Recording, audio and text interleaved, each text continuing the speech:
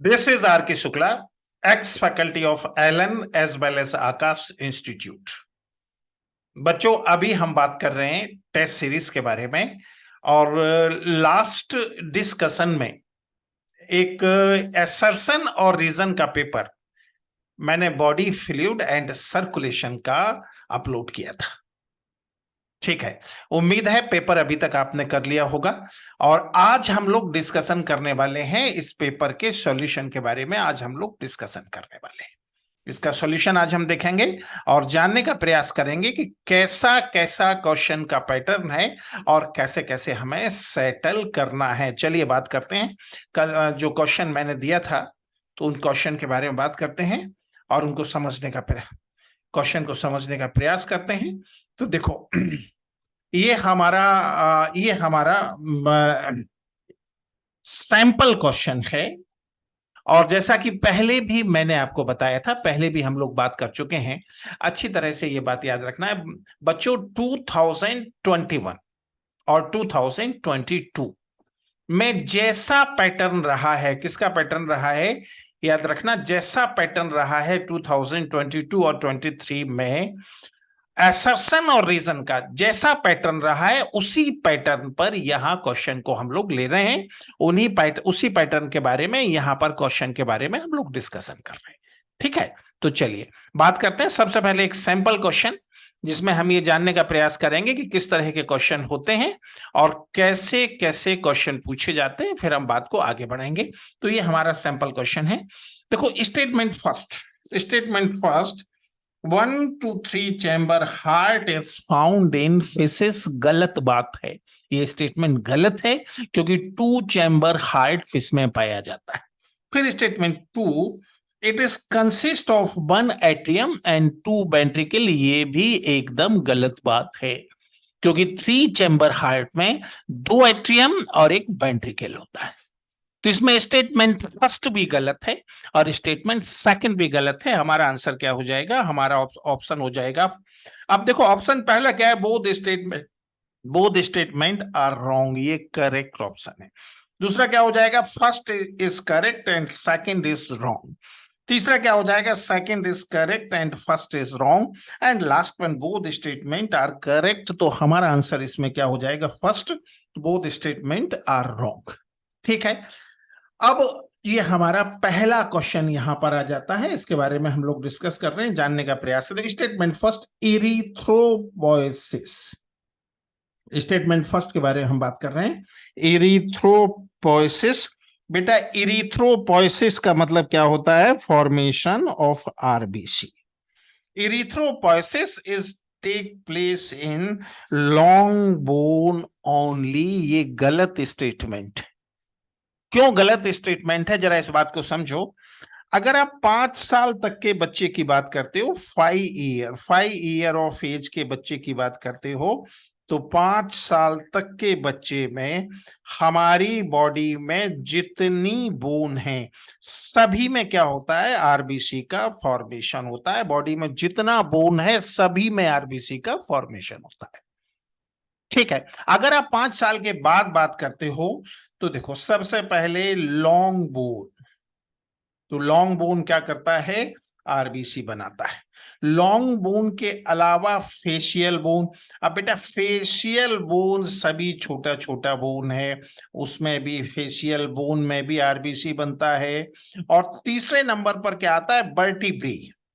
हमारा जो vertebral column है उसमें जितनी वर्टिब्री होती हैं वो वर्टिब्री भी क्या करती हैं, लाइफ लॉन्ग आरबीसी का फॉर्मेशन होता है। तो इरिथ्रोपोइसिस केवल लॉन्ग बोन में होता है, ये स्टेटमेंट गलत हो जाता है। दूसरा, red bone marrow is only organ for leucopoiesis. Leucopoiesis का मतलब क्या होता है, ल्यूकोपोइसिस का मतलब होता है डब्ल्यूबीसी फॉर्मेशन। कितने टाइप की डब्ल्यूबीसी होती है, 5 टाइप की होती है, जिसमें लिम्फोसाइट, अगर मैं लिम्फोसाइट की बात करूं तो लिम्फोसाइट का मुश्किल से 10 to 20% कहां बनता है, बोन में, रेड बोन मैरो के में बनता है। Hardly 10 to 20%। 80 to 90% कहां बनता है?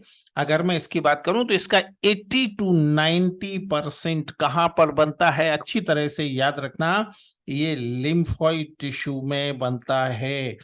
जैसे टॉन्सिल लिम्फोइड टिश्यू में बनता है, याद रखना। तो 5 में से 4 WBC। ठीक है, कौन कौन सा 4 WBC? कौन कौन सा? न्यूट्रोफिल, बेसोफिल, मोनोसाइट और एसिडोफिल केवल रेड बोन मैरो में बनती है। लेकिन अगर आप बात करोगे किसका? लिम्फोसाइट का, तो उसका 80 to 90% रेड बोन मैरो में नहीं बनता। वो कहां बनता है? लिम्फोइड टिश्यू में, जिसके चलते इसे हम कहते हैं सेल ऑफ लिम्फ। ठीक है, तो इसका आंसर हो जाएगा, दोनों स्टेटमेंट गलत है, आंसर हो जाएगा फर्स्ट। फिर इरिथ्रोपोइसिस रिक्वायर फैक्टर फॉर कैसेल, बिल्कुल ठीक बात है, फैक्टर ऑफ कैसेल की जरूरत होती है। फैक्टर ऑफ कैसेल क्या है? Vitamin B12। और विटामिन B12 का एब्जॉर्प्शन कहां पर होता है? ये स्टमक में होता है। और ये क्या करता है? ये आयरन के एब्जॉर्प्शन के लिए नेसेसरी है। अगर विटामिन B12 नहीं होगा तो आयरन का एब्जॉर्प्शन नहीं होगा। अगर आयरन का एब्जॉर्प्शन नहीं होगा, बच्चों अच्छी तरह से याद रखना, अगर आयरन का एब्जॉर्प्शन नहीं होगा तो आरबीसी का फॉर्मेशन नहीं होगा। तो ये स्टेटमेंट एकदम करेक्ट हो जाता है। अब iron is necessary for formation of WBC, ये बात गलत हो जाती है। आयरन की जरूरत आरबीसी के फॉर्मेशन के लिए है, और WBC के फॉर्मेशन के लिए आयरन की जरूरत बिल्कुल भी नहीं है, इस बात को याद रखना। तो क्वेश्चन, पहला स्टेटमेंट यहां करेक्ट है, दूसरा स्टेटमेंट गलत है। आंसर क्या हो जाएगा? आंसर हो जाएगा सेकंड। अब हम क्वेश्चन नंबर 3 पर आते हैं। क्वेश्चन नंबर 3 के बारे में बात कर लें। मेगा कैरियोसाइट, बेटा मेगा कैरियोसाइट क्या होता है? बोन मैरो में पाई जाने वाली लार्ज, लार्ज नहीं, वास्तव में ये जाइंट सेल होती हैं, इस बात को याद रखना। क्या होती हैं? ये जाइंट सेल होती हैं। और ये जाइंट सेल से क्या बनता है? प्लेटलेट बनता है। और प्लेटलेट 3 तरह के ब्लड सेल में से एक है। तो megakaryocyte is necessary for formation of blood cell, correct बात है। फिर statement 2, thrombocyte formation take place in long and short bone. हमने बात किया अभी, लॉन्ग बोन मतलब हाथ पैर की हड्डियां, लिम्ब बोन, और शॉर्ट बोन में फेशियल बोन और वर्टिब्री, दोनों स्टेटमेंट यहां करेक्ट हैं। आंसर क्या हो जाएगा? आंसर हो जाएगा फोर्थ। ठीक है, चलो अब उसके बाद question number 4, statement 4, immature RBC is eukaryotic cell, बिल्कुल ठीक बात है। अगर आप इमेच्योर आरबीसी की बात करते हो, उसमें न्यूक्लियस भी होता है, माइटोकॉन्ड्रिया भी होता है, गोल्गी बॉडी भी होता है, ये सब कुछ होता है। मैच्यूरेशन के दौरान इसका डिजनरेशन होता है और ये सब गायब हो जाते हैं, जिससे क्या बनता है, और इसका शेप भी बदल जाता है, तो ये सर्कुलर बाइकॉनकेव सेल हो जाती है। तो स्टेटमेंट फर्स्ट बिल्कुल करेक्ट है, immature RBC is an eukaryotic cell. Second statement क्या है? Erythropoiesis is a degenerative activity, बिल्कुल डिजनरेटिव एक्टिविटी है, क्योंकि न्यूक्लियस गायब हो जाता है और माइटोकॉन्ड्रिया गायब हो जाता है, सब गायब हो जाता है। तो दोनों स्टेटमेंट करेक्ट है। आंसर क्या हो जाएगा? आंसर हो जाएगा 4। Now question number 5, in a child, statement first, in a child up to 5 years of age all bone take part in blood cell formation, बिल्कुल ठीक बात है। अभी हमने बात किया है कि 5 साल तक के बच्चे की सभी बोन क्या करती है? आरबीसी बनाती है, आरबीसी WBC प्लेटलेट बनाती है। स्टेटमेंट सेकंड, तो ये फर्स्ट स्टेटमेंट करेक्ट है। सेकंड क्या है? More RBC are required for developmental activity, obviously बच्चों में बॉडी ऑर्गन का डेवलपमेंट होता है, जिसके चलते ज्यादा आरबीसी की जरूरत होती है। तो दोनों स्टेटमेंट करेक्ट है। आंसर क्या हो जाएगा? आंसर यहां पर हो जाएगा फोर्थ, इस बात को याद रखना। फिर question number 6, statement first, simple organism like sponges and sealant rates circulate water from the surrounding through their body cavity। बिल्कुल ठीक बात है। अगर मैं स्पॉन्ज की बात करूं तो स्पॉन्ज का बॉडी कैविटी क्या होता है? स्पॉन्ज का बॉडी कैविटी क्या होता है? स्पॉन्जियोसील। इस बात को बच्चों अच्छी तरह से याद रखने की जरूरत है। और अगर मैं सीलेंट रेट मतलब नीडेरिया और टीनोफोरा की बात करूं तो इनका बॉडी कैविटी क्या होता है? इनका बॉडी कैविटी होता है सीलेंटेरॉन। इस बात को अच्छी तरह से याद रखना। और इनका ये कैविटी, हालांकि ये बॉडी कैविटी या सीलोम नहीं है, याद रखना, ये क्या करता है? सराउंडिंग से वाटर लेता है। करेक्ट स्टेटमेंट है, स्टेटमेंट फर्स्ट। और स्टेटमेंट सेकंड क्या है? It facilitate the cell to exchange these substances. अब यहां सब्सटेंसेस का मतलब क्या है? जैसे ऑक्सीजन है, ऑक्सीजन को इनटेक करना है, कार्बन डाइऑक्साइड को रिलीज करना है, ठीक है। इसी तरह से फूड मटेरियल और गैमीट को इनटेक करना है, एम्ब्रियो को रिलीज करना है। तो ये सारा काम कौन करता है? ये वाटर करता है। स्टेटमेंट 2 भी करेक्ट है। आंसर क्या हो जाएगा? आंसर हो जाएगा 4। चलिए question number 7। Blood is the most commonly used body fluid by most of primitive organism. गलत बात है। स्टेटमेंट फर्स्ट यहां गलत है। अब देखो प्रीमेटिव ऑर्गेनिज्म में क्या क्या आता है, जरा इस बात का मतलब समझ लो। Phylum Porifera, phylum Coelenterata, phylum Ctenophora, phylum Platyhelminthes और फाइलम एस्केहेल्मिन्थीस। इन 5 को हम प्रीमेटिव फाइलम में लेते हैं। और इसके बाद के जो फाइलम हैं जैसे एनिलिडा, आर्थ्रोपोडा और मोलस्का, इनको हम लेते हैं डेवलप फाइलम में। और उसके बाद जो रह जाता है इकाइनोडर्मेटा, हेमिकॉर्डेटा, कॉर्डेटा, ये मोस्ट डेवलप फाइलम। तो प्रीमिटिव फाइलम में ये 5 फाइलम आ जाएंगे जिसमें से किसी में भी ब्लड होता ही नहीं है। तो पहला स्टेटमेंट यहां पे गलत हो गया। सेकंड में आ जाओ। Another body fluid lymph also help in the transport of certain substances. अब ये बात किसके बारे में है? ये तो कॉर्डेटा के बारे में है, क्योंकि लिम्फ किस में होता है? कॉर्डेटा में होता है, ठीक है। हालांकि कुछ और एनिमल हैं जैसे ये एनिलिडा, आर्थ्रोपोडा, मोलस्का, तो इसमें अगर रेस्पिरेटरी पिगमेंट नहीं है, जैसे इंसेक्टा में नहीं है, तो उसके ब्लड को लिम्फ जैसा ही माना जाता है, ठीक है। अब इसमें ये कहीं नहीं कहा जा रहा है कि ये कौन से एनिमल की बात है। अगर नहीं कहा जा रहा है तो इसे हम कॉर्डेटा पर भी अप्लाई कर सकते हैं, ठीक है। तो सेकंड स्टेटमेंट यहां पे करेक्ट हो जाएगा। तो पहला स्टेटमेंट गलत, सेकंड करेक्ट। आंसर क्या हो जाएगा? आंसर हो जाएगा थर्ड। इस बात को अच्छी तरह से दिमाग में सेट करके रखना, ठीक है। फिर statement first, blood is a special connective tissue. बिल्कुल ठीक बात है। ब्लड फ्लूइड कनेक्टिव टिश्यू है। Consist of a fluid matrix.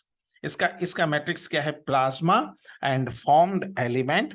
Formed element का मतलब क्या होता है? RBC plus WBC plus platelet. इन तीनों को मिलाकर हम क्या कहते हैं? इन तीनों को मिलाकर हम कहते हैं फॉर्म्ड एलिमेंट।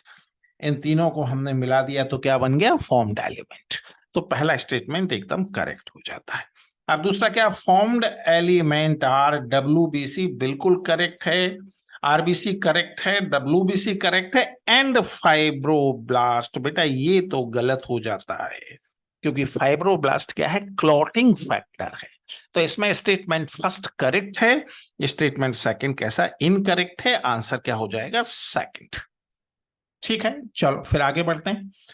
अब question number 9। 90 to 92% of plasma is water and protein constitute 2-4% of it. अब इसमें 90 to 92% वाला तो बिल्कुल ठीक है, लेकिन प्रोटीन 2-4% वाला गलत है। तो स्टेटमेंट फर्स्ट यहां पर गलत हो जाता है। फिर fibrinogen primarily are involved in defence mechanism of the body. Fibrinogen का काम क्या है? इसका काम है ब्लड क्लॉटिंग। क्या काम है इसका? इसका काम है ब्लड क्लॉटिंग। इस बात को अच्छी तरह से याद रखना, ये ब्लड क्लॉटिंग करता है डिफेंस मैकेनिज्म से, इसका कुछ भी लेना देना नहीं है। Got it my point? तो अब इसमें पहला स्टेटमेंट भी गलत है, दूसरा भी गलत है। आंसर क्या हो जाएगा? आंसर हो जाएगा फर्स्ट। ठीक है, अब इस क्वेश्चन को समझने के लिए एक चार्ट हम यहां पे देख लें। देखो, कंपोजिशन ऑफ ब्लड का ये चार्ट है। ब्लड का 55% किससे बना है? ब्लड प्लाज्मा से। और 45% किससे बना है? फॉर्म्ड एलिमेंट, मतलब आरबीसी, डब्ल्यूबीसी और प्लेटलेट। ठीक है, अब ब्लड प्लाज्मा का 90 to 92% किससे बना है? वाटर से। और 8 to 10% किससे बना है? सॉलिड से। अब 8 to 10% में न्यूट्रिएंट और इलेक्ट्रोलाइट कितना होता है? 1 to 2%। ठीक है, प्रोटीन कितना होता है? 6 to 8%। बात समझ में आ रहा है? प्रोटीन कितना होता है? 6 to 8%। ठीक है, फिर इस 6 to 8% में से सबसे ज्यादा एल्ब्यूमिन है जो 3.5 to 5%। उसके बाद क्या है? ग्लोब्यूलिन है जो 2 to 4% है। उसके बाद फाइब्रिनोसिन है, ये 0.2 to 0.4%। और बहुत थोड़ी सी क्वांटिटी में प्रोथ्रोम्बिन भी है। तो इस चार्ट का डाउनलोड कर लेंगे, याद कर लेंगे। अब question number 10, factor for coagulation और clotting of blood are also present in plasma in an inactive form। ये किस में पाए जाते हैं? ये प्लाज्मा में होते हैं, इनएक्टिव फॉर्म में होते हैं। अगर एक कैल्शियम को हम छोड़ दें तो कैल्शियम के अलावा सब के सब कैसे होते हैं? इनएक्टिव फॉर्म में होते हैं। कैल्शियम कौन सा फैक्टर है? फोर्थ फैक्टर है। ठीक है, फिर plasma without the clotting factor is called as serum. ये भी बिल्कुल ठीक बात है। अगर प्लाज्मा में से 13 के 13 क्लॉटिंग फैक्टर को हम निकाल दें तो जो बच रहेगा वो क्या कहलाएगा? वो सीरम कहलाएगा। तो ये स्टेटमेंट भी एकदम correct. Got it my point? तो ये स्टेटमेंट भी एकदम करेक्ट है, दोनों स्टेटमेंट करेक्ट हैं। आंसर क्या हो जाएगा? आंसर हो जाएगा फोर्थ। ठीक है, चलो उसके बाद question number 11, erythrocyte, leucocyte and platelet are collectively called as formed element. बिल्कुल करेक्ट स्टेटमेंट है, हम पढ़ के आए। They constitute near 45% of the blood. ये भी अभी हम पढ़कर आए, बिल्कुल करेक्ट है, दोनों स्टेटमेंट करेक्ट है। आंसर क्या हो जाएगा? फोर्थ। 55% प्लाज्मा बनाता है और 45% क्या बनाता है? 45% बनाता है formed element. फिर question number 12, statement first, a healthy adult man has on an average 5 million to 5.5 million of RBC per cubic millimeter blood। बिल्कुल करेक्ट स्टेटमेंट। ठीक है, it is second most abundant in blood. ये second most abundant नहीं है। अगर आप formed element की बात करते हो तो सबसे ज्यादा क्वांटिटी किसकी है? आरबीसी की है। आरबीसी के बाद दूसरे नंबर पे क्या आता है? दूसरे नंबर पे प्लेटलेट आता है। और तीसरे नंबर पे क्या आता है? तीसरे नंबर पे डब्ल्यूबीसी आता है। इन बातों को अच्छी तरह से याद रखना है। तो इसमें ये सेकंड एबंडेंस की बात गलत है, तो सेकंड स्टेटमेंट गलत हो जाएगा। तो आंसर हो जाएगा सेकंड। ठीक है, चलो अब आगे बढ़ जाओ। Question number 13, human have a red coloured iron containing simple protein called haemoglobin. बेटा एनसीईआरटी का पेज नंबर 279 का स्टेटमेंट है। बट इसमें एक गड़बड़ी है कि ये सिंपल प्रोटीन नहीं होता, ये कॉम्प्लेक्स और कंपाउंड प्रोटीन होता है। इस बात को याद रखना। कैसा प्रोटीन होता है? ये कंपाउंड प्रोटीन होता है। ठीक है, तो पहला स्टेटमेंट गलत। अब सेकंड में आ जाओ, अ healthy individual have 12 to 6 gram of haemoglobin in every 100 ml of blood. बिल्कुल करेक्ट स्टेटमेंट है। तो पहला स्टेटमेंट गलत है, सेकंड करेक्ट है। आंसर क्या हो जाएगा? आंसर हो जाएगा थर्ड। ठीक है, चलो आगे बढ़ जाओ। अब question number 14, RBC has an average life span on 150 days. गलत बात है। आरबीसी का लाइफ स्पैन कितना होता है? 120 डेज होता है, 150 डेज नहीं होता। तो स्टेटमेंट फर्स्ट यहां पे गलत है। After which they destroyed in the kidney graveyard of RBC, ये स्टेटमेंट भी गलत है, क्योंकि डिस्ट्रक्शन के लिए ये सबसे पहले कहाँ जाता है? सबसे पहले स्प्लीन में जाता है, जैसे हम कहते हैं ग्रेवयार्ड। स्प्लीन के बाद ये कहाँ जाता है? उसके बाद ये लीवर में जाता है। ठीक है, इन दोनों में मेनली इसका डिस्ट्रक्शन हो जाता है। डिस्ट्रक्शन के बाद फिर ये 3 जगह जाता है। कहाँ कहाँ? एक तो ये एलिमेंट्री कैनाल में जाता है। एलिमेंट्री कैनाल में जाएगा, ये याद रखना। कहाँ जाएगा? एलिमेंट्री कैनाल में जाएगा। एलिमेंट्री कैनाल के बाद कहाँ जाएगा? किडनी में जाएगा। और किडनी के बाद अगर कोई बीमारी है तो ये स्किन में भी जा सकता है। तो डिस्ट्रक्शन सबसे ज्यादा कहाँ हो रहा है? स्प्लीन में। और स्प्लीन को ग्रेवयार्ड कहा जाता है। तो स्टेटमेंट फर्स्ट भी गलत है, सेकंड भी गलत है। आंसर क्या हो जाएगा? आंसर हो जाएगा फर्स्ट। ठीक है, चलो अब statement first, WBC are nucleated and are relatively lesser in number which average 6,000 to 8,000 पर क्यूबिक मिलीमीटर ऑफ ब्लड। एकदम करेक्ट बात है। WBC का नंबर सबसे कम होता है, और कितना होता है? 6,000 से 8,000 पर cubic millimetre of blood. Usually these are long lived. एकदम गलत बात है। इनका जो लाइफ स्पैन है नॉर्मली 7 to 15 डेज। तो ये शॉर्ट लिव्ड होते हैं, लॉन्ग लिव्ड नहीं होते। तो आंसर, अब ये सेकंड स्टेटमेंट गलत है, पहला करेक्ट है, सेकंड गलत है। आंसर क्या हो जाएगा? आंसर हो जाएगा सेकंड। इस बात को याद रखना। ठीक है, फिर आ जाओ question number 16। Statement first, neutrophil and basophil 6 to 8% cell are phagocytic cell. गलत बात है। एक फॉर्मूला यहां पे याद रखना, मन, M for monocyte, M for monocyte और N फॉर न्यूट्रोफिल। याद रखना, ये 2 तरह का जो सेल है, यही 2 तरह का सेल फैगोसाइटिक सेल है ब्लड के अंदर। ठीक है, बेसोफिल का इसमें कोई रोल नहीं है। ठीक है, तो ये पहला स्टेटमेंट यहां पे गलत हो जाता है। फिर दूसरा, which destroy foreign protozoan only at the entering in body. ये स्टेटमेंट भी गलत है, क्योंकि ये केवल प्रोटोजोअन को नहीं, जो भी फॉरेन पार्टिकल अंदर आएगा उसे ये खत्म करेगा। तो दोनों स्टेटमेंट गलत हो जाते हैं। आंसर क्या हो जाएगा? आंसर हो जाएगा फर्स्ट।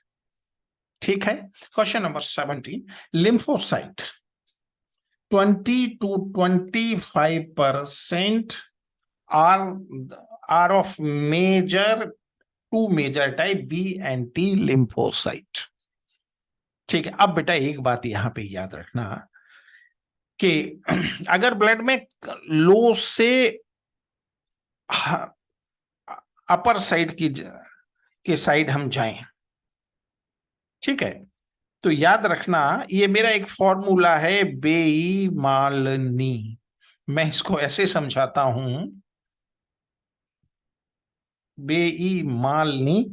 याद रखना, इसको मैं ऐसे समझाता हूं कि हेमा मालिनी का नाम सभी ने सुना हुआ है, और मैं इसको ऐसे समझाता हूं कि हेमा मालिनी की बहन का नाम बेईमानी है। अब मुझे नहीं मालूम उनकी कोई बहन है भी और उसका नाम बेईमानी है या नहीं है, लेकिन बात याद कराने की है, बात समझाने की है। तो इसको मैं ऐसे समझाता हूं। ठीक है, तो याद रखना ये WBC का नंबर है, WBC का नंबर है ये। WBC में सबसे कम क्या है? बेसोफिल। सबसे कम क्या है? बेसोफिल। उसके बाद क्या होता है? उसके बाद होता है इयोसिनोफिल। फिर उससे ज्यादा होता है मोनोसाइट, उससे ज्यादा क्या होता है, लिम्फोसाइट, उससे ज्यादा क्या होता है, लिम्फोसाइट, और उस सबसे कम होता है सबसे ज्यादा क्या, एकदम ज्यादा क्या होता है, न्यूट्रोफिल। ये 60 to 65% है। लिम्फोसाइट कितना है, 25% है। ये हो जाएगा 10%। और फिर ये यहाँ सबसे कम क्या होगा, बेसोफिल, ये 5 to 10% है। ये हो जाएगा 2-3%। और ये 0-2.5%। इस रेशियो में अलग अलग WBC आते हैं। ठीक है। लिम्फोसाइट दो तरह का होता है, B lymphocyte and T lymphocyte. Correct statement है। फिर both B and T lymphocyte are responsible for immature immune responses of the body. बिल्कुल करेक्ट स्टेटमेंट है। ये इम्यून सिस्टम को मजबूत करता है, इम्यून सिस्टम का ऑर्गन है। ठीक है, तो दोनों स्टेटमेंट करेक्ट है। आंसर क्या हो जाएगा, आंसर हो जाएगा फोर्थ। इस बात को अच्छी तरह से याद रखना है। अब question number 80, statement first. Platelet also platelets also called thrombocyte are cell fragment produce from megakaryocyte special cell in the bone marrow. Page number 280 का एनसीईआरटी का डायरेक्ट स्टेटमेंट। याद रखना बच्चों, मैं सारे एनसीईआरटी के स्टेटमेंट इस्तेमाल करता हूं। और स्टेटमेंट 2 क्या है, blood normally contain 1.5 lakh to 3.5 lakh platelet per cubic millimetre involve in the coagulation और क्लॉटिंग ऑफ ब्लड इन।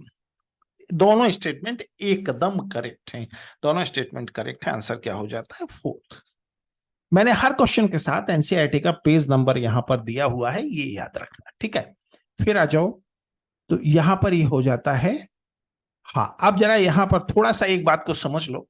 ये फॉर्मूला जो अभी हम डिस्कस किए थे वो यहां पर दिया हुआ है, और ये अगर एनसीईआरटी के हिसाब से थोड़ा सा इसमें चेंज होता है, मोनोसाइट 6 to 8% हो जाता है। ये थोड़ा सा चेंज एनसीईआरटी के हिसाब से होता है। ठीक है, फिर question number 19, donor group for blood group A, for blood group, donor group, ये क्वेश्चन थोड़ा सा बेटा मिसप्रिंट हुआ है। Donor group for blood group A is A and O, A and O. अब डोनर ग्रुप का मतलब क्या होता है, डोनर ग्रुप का मतलब यह होता है कि जो उस ब्लड ग्रुप को दे सकता है। बात समझ में आ रहा है, जैसे ए और ओ ए को दे सकता है, तो वो ए का डोनर ग्रुप। ठीक है, तो ये स्टेटमेंट करेक्ट है। स्टेटमेंट सेकंड क्या हो जाता है, person with blood group A may donate blood to person with blood group A and O. बेटा जो जो है किसी दूसरे ब्लड ग्रुप को दे सकता है, वो रेसिपिएंट ग्रुप कहलाता है। तो ए और ओ इसका डोनर ग्रुप है, मतलब ए और ओ से ये ले सकता है, और ए और ए बी को ये दे सकता है, तो ये इसका रेसिपिएंट ग्रुप है। तो स्टेटमेंट फर्स्ट यहां पे करेक्ट है, स्टेटमेंट सेकंड गलत है। आंसर क्या हो जाएगा, आंसर हो जाएगा सेकंड। इस बात को याद रखना। फिर question number 20, statement first. Individual which have RH antibody are called as RH positive. गलत बात है, जिनमें RH एंटीजन होता है वो RH पॉजिटिव कहलाते हैं। ठीक है, and those in whom this antibody is absent are called as RH negative। RH negative में RH एंटीबॉडी होती है, एंटीजन एब्सेंट होता है। तो पहला स्टेटमेंट एकदम गलत हो जाता है। दूसरा, RH person may donate, RH positive person may donate to RH negative person, एकदम गलत बात है। RH पॉजिटिव RH नेगेटिव से ले सकता है। याद रखना, RH नेगेटिव पर्सन जो होता है ये RH पॉजिटिव को दे सकता है, लेकिन इसका उल्टा नहीं हो सकता। तो स्टेटमेंट 2 गलत है, स्टेटमेंट 2 गलत है, 1 भी गलत है। आंसर क्या हो जाएगा, फर्स्ट। ठीक है, उसके बाद ये इतने क्वेश्चन हमने यहां पर कुल मिलाकर लिए हैं, जिनको हमने देख लिया है। ठीक है, और अब अगला question body fluid and circulation का सेकंड पेपर यहां पर है, जिसमें कुल मिलाकर 22 से लेकर कितने क्वेश्चन हैं, 22 से लेकर 52 तक क्वेश्चन है। ठीक है, ये अभी आधा घंटे के अंदर बेटा ये पेपर अपलोड हो जाएगा मेरे टेलीग्राम चैनल नीट विनायक पर। और कल मैं इसका सॉल्यूशन दूंगा। ठीक है बेटा। तो इस तरह के क्वेश्चन हम लोग करते रहेंगे। एसर्शन और रेज, ये स्टेटमेंट 1 और स्टेटमेंट 2, इस पर मेरा जोर रहेगा। क्यों जोर रहेगा? क्योंकि बाकी सारे क्वेश्चन आसानी से अवेलेबल हैं आपको एक्सरसाइज के लिए, बट एसर्शन और रीजन का नया पैटर्न अवेलेबल नहीं है। तो ये क्वेश्चन कंटिन्यू रहेंगे आपके एग्जामिनेशन तक। ठीक है। अगर अभी तक आपने मेरे चैनल को सब्सक्राइब नहीं किया है तो चैनल को सब्सक्राइब करें, शेयर करें और अच्छे अच्छे कमेंट भी करें। हाँ, एक बात और, अगर कुछ ऐसे बच्चे आपके कांटेक्ट में हैं जिनके लिए कोचिंग को अफोर्ड करना संभव नहीं है, तो उन बच्चों तक मेरा वीडियो निश्चित रूप से पहुंचाएं। Okay, all the best.